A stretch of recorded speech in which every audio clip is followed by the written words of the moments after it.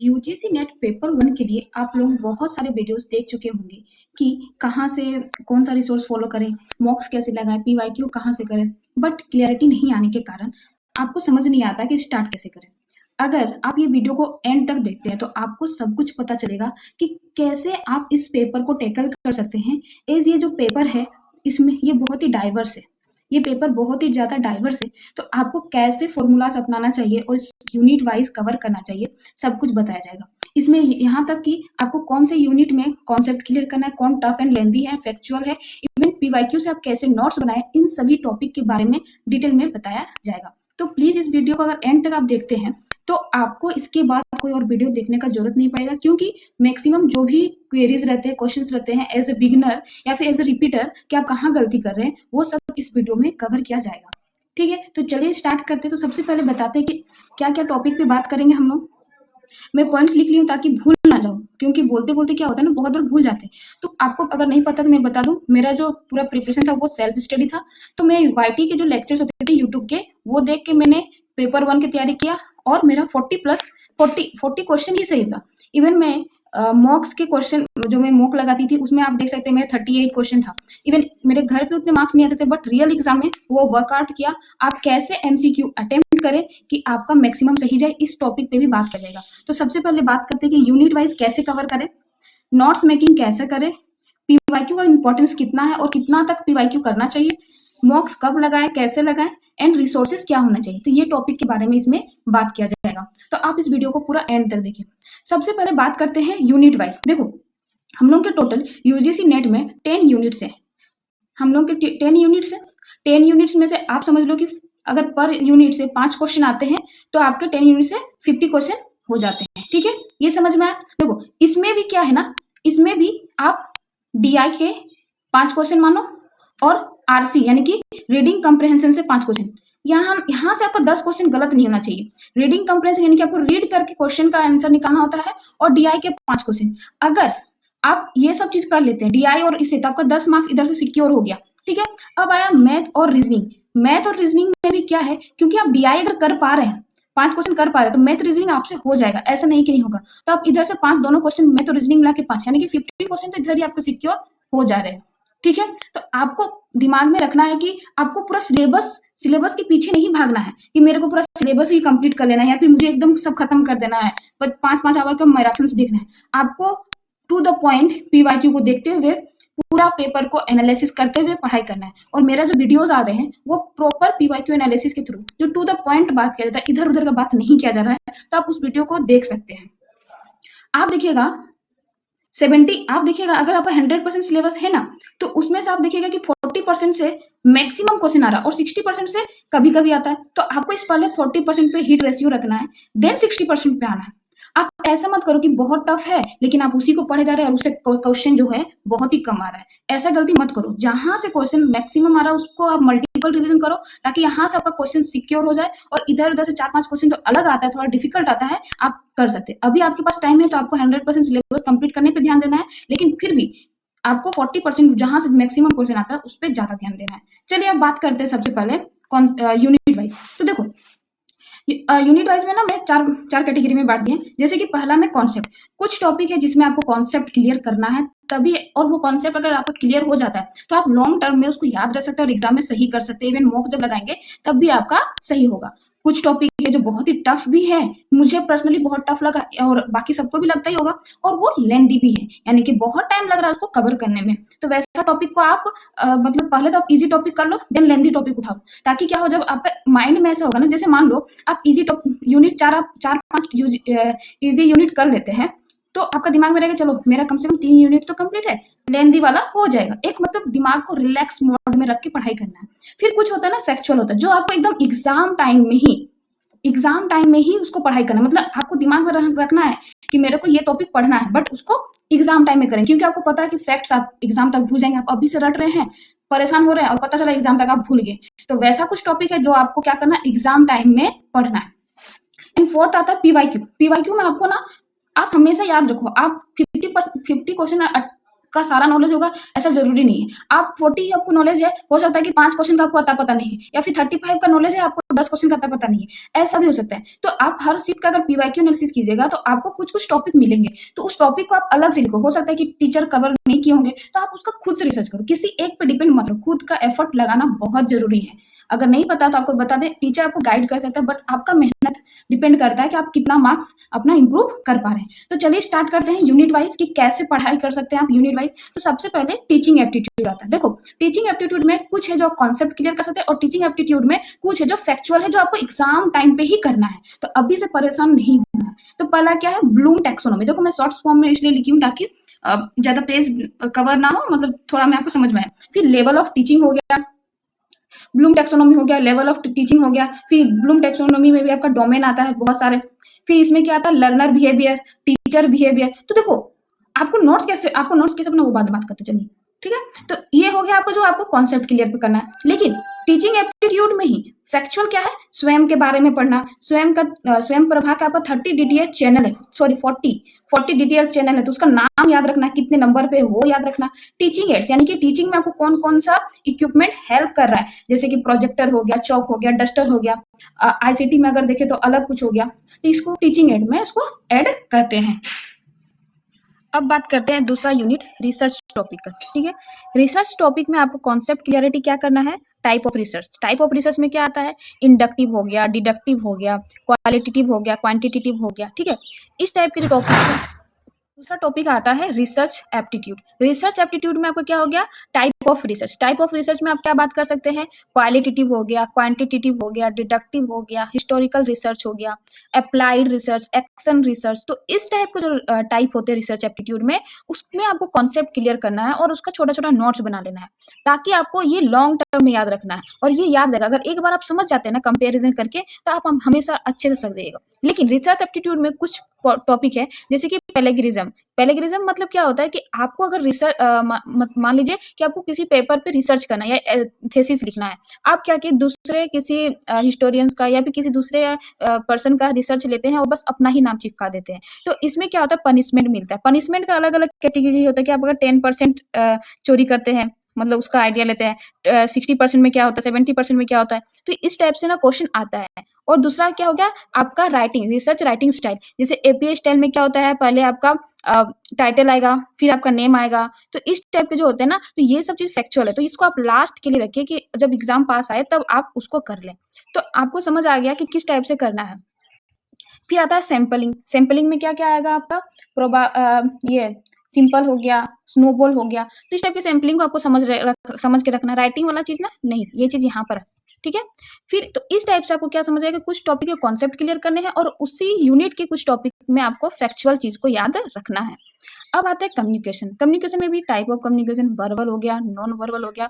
Step क्या होता है, जैसे कि सेंडिंग, इनकोडिंग, डिकोडिंग, ना रिसीवर्स, बैरियर्स हो गया। तो इसको आप बस एक बार याद कर लीजिए। लेकिन इसमें ही कुछ आता है, जैसे कि हॉट मीडिया क्या है, कूल मीडिया क्या है। तो आपको इस टाइप के जो टॉपिक रहेंगे ना, तो इसमें आपको क्या करना है, आपको एग्जाम के टाइम पे एक बार देख लेना, ताकि आपको दिक्कत ना हो। फिर आता है आईसीटी। आईसीटी में आपको बेसिक फंक्शन क्या होता है कंप्यूटर का, लेवल ऑफ मेमोरी क्या होता है, वायरस हो गया, एंटीवायरस हो गया, ठीक है। फिर आपका जो उसका जो फुल फॉर्म आता है, लेकिन आईसीटी में ही उसका जो फुल फॉर्म आता है, तो वो फुल फॉर्म आपको याद नहीं, अभी आप करने जाइएगा तो आपको याद नहीं रहेगा, तो वो फैक्चुअल में आएगा। आप ये कर, जैसे कि जेपीजी का फुल फॉर्म पूछ लिया, एसएमटीपी का पूछ लिया, एचटीएमएल का पूछ लिया। इस टाइप का क्वेश्चन आप देखेंगे, अगर पीवाईक्यू कर रहे हैं तो आपको पता चलेगा कि इस टाइप के क्वेश्चन आते हैं। तो आपको क्या करना है, उसका नोट्स तो बना लेना, लेकिन उस पर ज्यादा परेशान नहीं होना है कि इसको अभी ही याद कर लेना है। आप क्या करो, कॉन्सेप्ट पे काम करो। अभी अभी वाला टाइम आपका कॉन्सेप्ट पे है, ठीक है। और इसके बाद आता है डीआई। डीआई एक ऐसा टॉपिक है जो आपको डेली करना है, एवरीडे डीआई को करना है। डीआई आप छोड़ बिल्कुल नहीं सकते, एवरीडे डीआई कीजिए। डीआई में आपको क्या करना है, एवरेज, परसेंटेज हो गया, फिर हो गया प्रॉफिट एंड लॉस हो गया, फिर आपको मल्टीप्लाई आना चाहिए, डिवीजन अच्छे से आना चाहिए, कंपैरिजन जो होता है वो आपको अच्छे से आना चाहिए। इस टाइप से आता है। इसी में मैथ भी आपका आ गया। तो अगर आप ये कॉन्सेप्ट क्लियर करते हैं तो आपका इजीली पेपर 1 में आप अच्छा स्कोर कर सकते हैं। अब आता है कि कुछ टॉपिक जो है, अब जो टॉपिक बहुत लेंथी लगता है, उसमें क्या हो गया आपका, लॉजिकल रीजनिंग। लॉजिकल रीजनिंग ऐसा है कि आपको अगर आप डेली भी कीजिएगा तो भी आपको लगेगा कि ये बहुत ही टफ है। तो आपको क्या करना है, इसको बाद में करना, अभी स्टार्ट मत कीजिए। अगर आप अभी स्टार्ट कीजिएगा तो ये होगा कि आप इसी को करते रह रहे हैं और आपका बहुत सारा यूनिट छूट रहा है, एंड दिमाग में एक प्रेशर क्रिएट हो रहा है कि मेरा 5-6 यूनिट बाकी है। तो ईजी वाले यूनिट को आप पहले कर लीजिए एंड इस टॉपिक को बाद में कीजिए, मतलब बाद जैसे अगस्त में अगर आप ये सब कर लेते हैं तो सितंबर में आप इसको कर सकते हैं, अक्टूबर में कर सकते हैं ना। तो इसमें क्या आ गया, अब आ गया आपका हेता भाषा फैलेसी। फैलेसी में क्या आपका गलती होता है, कैसे फैलेसी क्रिएट होता है, इस स्क्वायर ऑफ ऑपोजिशन हो गया, मोड्स एंड फिगर हो गया, ठीक है। तो इंडियन लॉजिक्स हो गया। तो ये ऐसा टॉपिक है ना, बहुत ही लेंथी है और बहुत ही टाइम टेकिंग है, तो इसमें आपको टाइम लगेगा और आपको टाइम देना है। तो समझ में आएगा कॉन्सेप्ट क्लियर किस पे करना है। लॉजिकल रीजनिंग क्या है, टफ एंड लेंथी है, तो इसको आप अभी पहले इसको कंप्लीट कीजिए, इजी वाला टॉपिक, देन आप टफ में जाइए एंड फैक्चुअल वाला टॉपिक को एग्जाम के टाइम के लिए रखिए। और पीवाईक्यू में जो आपको इंपॉर्टेंट मिलते जा रहा है उसको एक अलग पेज में लिखते चलिए। तो आपको समझ आ गया कि यूनिट वाइज जो कवर करना है वो कैसे करना है। अब आते हैं नोट्स मेकिंग में। आपको दिखाते हैं नोट्स मेकिंग। नोट्स मेकिंग देखिए ऐसे आपको बना लेना ताकि आपको दिक्कत ना हो। इसमें क्या करना है, जैसे एक यूनिट आप लिखे, फिर आप 2-3 पेज छोड़ दीजिए और वो पेज में बाद में आप उसमें ऐड कीजिएगा, जो आपको न्यू मिलते जाएगा वो आप क्या कीजिएगा, ऐड करते जाइएगा। एंड क्या कीजिए ना, जब नया यूनिट स्टार्ट हो रहा है तो आप देख सकते हैं इस तरह से फोल्ड कर लीजिए। ऐसे अगर आप फोल्ड कर लेते हैं तो आपको एग्जाम के टाइम पे इजीली वो चीज़ मिल जाता है। दूसरा क्या हो गया कि आपको परफेक्ट होना चाहिए, कि आपका नोट्स परफेक्ट होना चाहिए, नहीं आप कहीं भी लिखिए। देखिए जैसे कि बाद में मेरे को ये चीज़ मिला तो वो चीज़ को मैं ऐड कर दी यहाँ पर, हेता भाषा के बारे में। देखिए इस टाइप से आपको यहाँ पर देखिए अपने लैंग्वेज में मैं इसको, अगर मुझे इंग्लिश समझ में नहीं आ रहा था, मैम जो बोल रही थी उसको मैं लिखते चली गई। देखिए तो नोट्स एकदम परफेक्ट होने का जरूरत नहीं है। जो भी टॉपिक मेरे को लग रहा है कि इसमें से क्वेश्चन आ रहा है, क्वांटिटेटिव क्वालिटेटिव बहुत ज़्यादा आता है, कोई इसका अगर फुल फॉर्म मिला तो उसको ऐड कर दिए। तो इससे क्या होगा, आपको ईजिली आपको जो नोट्स रहेगा आपके लिए एग्जाम के टाइम पे हेल्प करेगा। आप देख सकते हैं रिसर्च एप्टीट्यूड में जो भी रिसर्च है, अप्लाइड हो गया, एक्शन हो गया, बाद में आप उसमें ऐड ऑन करते चलिए। जो भी आपका फॉर्मूला बनते जा रहा है आप इसको ऐड करते चलिए। क्या एकदम परफेक्ट नोट्स दिख रहा है, नहीं दिख रहा है। तो इससे क्या समझ में, आप देख सकते हैं नोट्स,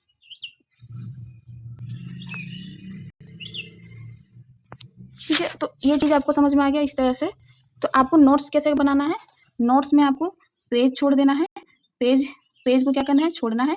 दूसरा आपको क्या करना है, उसमें उसमें आपको एक कुछ लेबल लगा देना ताकि इजीली मिल जाए, ठीक है। तो इस टाइप से नोट मेकिंग हो गया। अब पीवाईक्यू कितना इंपॉर्टेंट है, कितने साल का पीवाईक्यू करना चाहिए। तो पीवाईक्यू आपको 2025 का दिसंबर में जो हुआ है उसको, और 2026 का जून में हुआ है उसको, पहले ये दोनों पीवाईक्यू आप एज अ मॉक लगाइए। मॉक में आपको कुछ नया क्वेश्चन नहीं लगाना, आपको पीवाईक्यू को ही मॉक जैसा लगाना है। 2025 दिसंबर और 2026, जब ये दोनों कंप्लीट हो जाए तब आपको क्या करना है, 2025 का जून एंड फिर 2024 का दिसंबर, बस। तो आपको समझ में आएगा क्या है, 2025 का जून, 2024 का दिसंबर, 2025 का दिसंबर और 2026 का जून। इतना मैं आपको लगा के जाना है, बस आप इतना कीजिए as a mock, as a PYQ, आपका पेपर 1 में दिक्कत नहीं आएगा। और क्या करना है, अभी ये जून वाला पेपर नहीं आया तो इस पे ध्यान नहीं देना, आप दिसंबर वाला से स्टार्ट कीजिए। और मेरा वीडियो भी आएगा दिसंबर पे, एनालिसिस वीडियो, कि कैसे आप अटेम्प्ट कर सकते हैं, आपको क्वेश्चन नहीं आ रहा तो भी।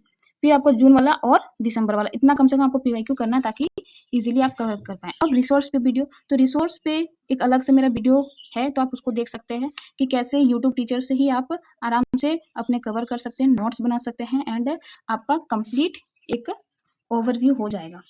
फिर और एक चीज़, यहाँ पर फैक्चुअल में 2 चीज़ पे बात नहीं कर पाए थे। एक आया हायर एजुकेशन। हायर एजुकेशन में आपको ये फैक्चुअल है एकदम, कमिटी हो गया, आपका ईयर हो गया, रिफॉर्म हो गया, NEP university, people and development में एसडीजी गोल्स हो गया, जो बीमारी होते हैं वो डिजीज कैसे होते हैं, तो ये सब चीज़ पे आपको अगर करना है तो वो आपको बाद में करना, अभी आप करके आपको कोई फायदा नहीं है। बट एक बार देख के आप नोट्स बना लीजिए। आपका हायर एजुकेशन का नोट्स दिखाते एक सेकेंड,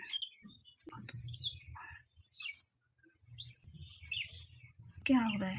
आप देखिए हायर एजुकेशन का एक जगह आप इसको नोट्स बनाइए, इस तरह से पेज फोल्ड है, देखिए इसमें पेज भी छूटा हुआ, मेरा इस तरह से पेज हमेशा छूटा हुआ रहता था ताकि आप ऐड कर पाएंगे। ऐसे पेज फोल्ड की, और देखिए ईयर वाइज कमेटी पहले आता है मेरा, तो कमेटी लिख लिए। यहाँ पर फुल फॉर्म आता है तो फुल फॉर्म लिख लिए। एक सेकंड देख सकते हैं इधर में, ये पीवाईक्यू से मुझे ये सब चीज़ मिला तो फिर उसको लिखते चले गए। तो यूनिवर्सिटी से आया कि ये कौन सा यूनिवर्सिटी कब ऐड हुआ है, यहाँ पर देखिए कमेटी से आया, आप देख सकते हैं। तो आपको इस टाइप के नोट्स बनाने हैं ताकि आपको फुल फॉर्म से आता है तो फुल फॉर्म एक जगह लिख लिए, एक जगह ये सब चीज़ लिख लीजिए एंड बाद में इसको जब एग्ज़ाम पास आएगा तब आपको रिवाइज़ करना, आप देख सकते हैं यहाँ पर। तो मैं अपना नोट्स इसलिए शेयर कर रही हूँ ताकि आपको एक आइडिया हो जाए कि कैसे क्वेश्चन आते हैं, कैसे नोट्स बनाया जाता है। एंड आपको एक सेकेंड देखिए, पीवाईक्यू का जब मैं टेस्ट लगा लिए, तो टेस्ट लगाने के बाद मेरे को पता चला कि मेरा जो ये टॉपिक वीक है और यहाँ से पीवाईक्यू 2025 में आ रखा है, ये सब चीज़ आप देख सकते हैं, इससे पीवाईक्यू में आ रखा है, तो उसको अलग से लिखना पड़ेगा आपको मतलब मेहनत करना पड़ेगा। देखिए अलग-अलग चीज़ को मैं लिख ली ताकि मेरा ये सब में मोस्ट रिपीटेड पीवाईक्यू देखिए दिसंबर 2025 में आया है, तो ये सब चीज़ मतलब जो भी जब आया था एग्ज़ाम में 2024 का होगा या जब का, तो आप देख सकते हैं इस टाइप से लिख लिए कि यहाँ से क्वेश्चन आ रहा है। तो इससे मेरे को क्या हुआ कि एग्ज़ाम के टाइम पे ना यूजीसी नेट देखिए 16 जनवरी 2025 में जो आया था, जो 2024 का जो एग्ज़ाम था, तो ये सब चीज़ आया, तो मेरे को एक आइडिया हो गया कि ऐसे क्वेश्चन आते हैं और ऐसे नोट्स बना लेना है आपको भी। तो आपको समझ में आ गया कि कैसे हुआ। एंड अब आपका बात जो भी था पेपर 1 में समझ में आया कि आपको कैसे करना है, यूनिट वाइज कैसे दिमाग में रखना है। अब ना और एक चीज़, बहुत सारी चीज़ ऐसा है ना, टीचिंग एप्टीट्यूड और हायर एजुकेशन में सिमिलर है। जैसे हो गया कमिटी, ईयर, यूनिवर्सिटी, फिर टीचिंग एप्टीट्यूड में आईसीटी का क्या रोल है, तो ये सब चीज़ ना कॉमन है। तो इसको दोनों को एक ही सिंगल वीडियो में आएगा, ऐसा अलग-अलग नहीं आएगा। साथ में डीआई मैथ्स, ये भी क्या है, बहुत ही कॉमन है। तो आपको ये चीज़ साथ में करना है और एवरीडे प्रैक्टिस करना है। तो आई होप आपको ये वीडियो एंड तक देख के ये समझ आ गया कि पेपर 1 का कैसे स्ट्रेटजी बनाया जाता है, कैसे उसको फॉलो कीजिए। आप इस तरह से यूनिट वाइज बनाइए, प्रॉपर नोट्स बनाइए, पीवाईक्यू को लिखिए ताकि आपको पता चले कि किस टाइप से पीवाईक्यू का क्वेश्चन मोस्ट रिपीटेड है। आपका 100% सिलेबस में आप देखिएगा कि 40% ही ऐसा सिलेबस में है जो मोस्टली रिपीटेड है, यानी कि आप 30 क्वेश्चन आपका यहीं से आ जा रहा है। 30 से 35 क्वेश्चन अगर इधर से आ रहा है और अगर 20 क्वेश्चन इधर से आ रहा है तो कोई बात नहीं, आप अभी से कर रहे हैं तो आपका इजीली आप उसको भी कवर कर सकते हैं। इजीली आप उसको कवर कर लीजिएगा एंड आपका 40 प्लस मार्क्स, 40 प्लस क्वेश्चन आपका सिक्योर है। देखो टीचिंग कैसे करना है, टीचिंग एप्टीट्यूड में आप समझ लो 5 क्वेश्चन आपका आ रहा है। रिसर्च में अगर ज़्यादा टफ आ गया तो भी आप चलो 3 क्वेश्चन या 4 क्वेश्चन तो कर ही लेंगे ना। डीआई और मैथ्स में आपका खराब भी है तो भी 8 क्वेश्चन आप मान के चलो। आरसी इतना भी वीक नहीं होता है, इसमें आप 5 क्वेश्चन लेके चलो। इसके बाद आता है आईसीटी जो एकदम रोट लर्निंग वाला चीज़ है, तो आईसीटी से भी आप मान के चलो कि आप 5 क्वेश्चन कर लेते हैं। हायर एजुकेशन से मान लो कि फैक्ट्स आपको याद नहीं हुआ तो आप 3 क्वेश्चन ही मान के चलो। पीपल एंड डेवलपमेंट भी उतना टफ नहीं आता है, लेकिन फिर भी आप 4-5 क्वेश्चन लेके चलो। आप देखो कितना क्वेश्चन हो रहा है। इसके अलावा क्या होता है आरसी तो आपका हो गया, डीआई वाला चीज भी हो गया आपका। तो लॉजिकल रीजनिंग से मान लो ज्यादा टफ आ गया तो भी आप 3 क्वेश्चन लेके चलो। आप काउंट करो, इसको काउंट करके देख लीजिए आपका कितना हो रहा है। अराउंड आप अगर यहाँ पर ऐड करते हैं क्वेश्चन कितना सही हो रहा है तो 36, 37, 38 क्वेश्चन आपको मान के चलो। क्या आप इसके बाद क्या आप 4 क्वेश्चन में तुक्का नहीं आपका सही हो सकता है? क्या आपको 4 क्वेश्चन में या फिर 5 क्वेश्चन में तुक्का सही नहीं होगा? तो ये सब चीज़ आपका हो जाएगा। तो आप यहीं पर देख लीजिए कि आपका 40 प्लस क्वेश्चन तो ऐसे ही सही बन रहे हैं। समझ में आ रहा है क्या बोल रहे हैं? और इसके बाद ना एक एमसीक्यू एप्टीट्यूड डेवलपमेंट होता है कि आपको अगर आंसर नहीं भी आता है तो भी आप कैसे सही कर लेते हैं। तो इसमें क्या होता है ना, ऑप्शन को आपको एलिमिनेट करना पड़ता है एंड आपका वो चीज़ क्या होता है, सही चला जाता है। तो ये चीज़ धीरे-धीरे ही होगा, लगातार प्रैक्टिस से होगा, मैक्सिमम रिवीजन से होगा। तो आई होप आपको ये वीडियो से कंप्लीट समझ में आ गया कि कैसे पेपर 1 को आप टारगेट कीजिए और कैसे मेरा सही हुआ बाय सेल्फ स्टडी। एंड अगर आपको ये वीडियो पसंद आया है तो प्लीज़ इसको लाइक कीजिएगा। बहुत ही मुश्किल से ये वीडियो बना, पता नहीं क्यों, बट बहुत सारे चीज़ मतलब हो रहे थे during the recording this video.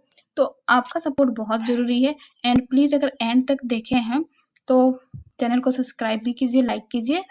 And इसके बाद आपको कोई और वीडियो देखने का ज़रूरत नहीं पड़ेगा। अगर आप ये वीडियो देख चुके हैं तो आपको प्रॉपर गाइडेंस मिला है कि यूनिट वाइज कैसे करना है। आई होप आपका अच्छा मार्क्स से आप ये एग्ज़ाम क्रैक करें and thank you so much.